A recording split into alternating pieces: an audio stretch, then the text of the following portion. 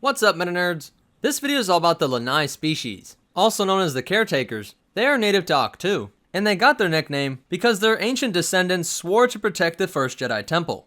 Even further back than that, they evolved from the same evolutionary branch of seabirds that also gave rise to the unintelligent porgs. It's said that for thousands of years, the Caretakers have looked after the Jedi Hutts and made sure that they would all be in living condition so that one day they would be ready for the return of the Jedi.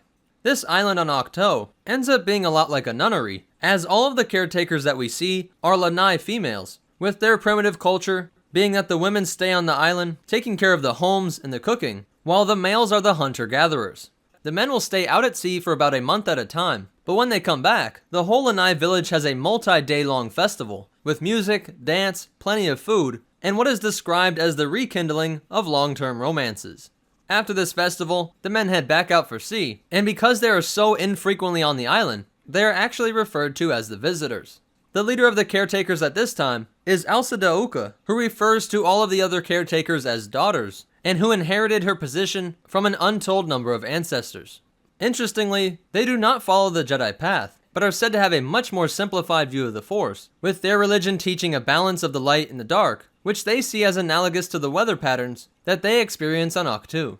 Their clothing is made from plant fibers, and part of their regimen is to wash their clothes every day, with the caretaker matron ensuring that everything is kept clean and in good order. On an example of a clay chopping board, we can see that their writing consists of cuneiform marks, which are based around lines, and the shape of their feet, which show off their common ancestry with the porg. The hauls of fish that the men bring back to the village make up almost all of the food eaten by the Lanai, but their bones also go to make up most of their tools. Practical things like a fish scaling knife and ladders both come from the bones of fish, but they would also use some of the wood from the few trees that would pop up on this island. To make sure that the reunion day festivals were plenty of fun, they had all kinds of different instruments, including drums, bagpipes, a double bass, horns, and even this night kelp flail, which was said to make a singing noise when twirled, and would glow in the dark due to the bioluminescence of the seeds that it was made from.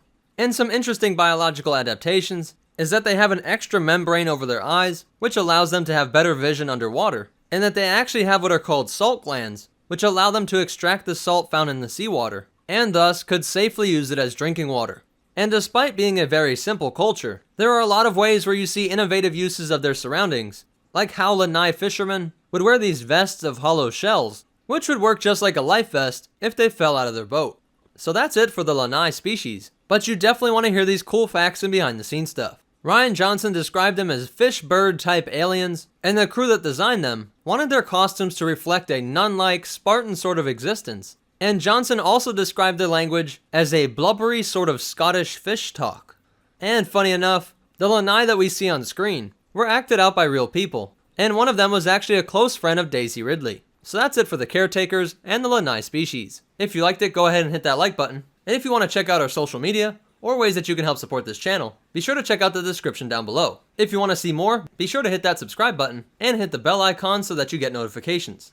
But more important than all that, remember, when times are hard, just be glad you don't work under the caretaker matron, and the Force will be with you, always.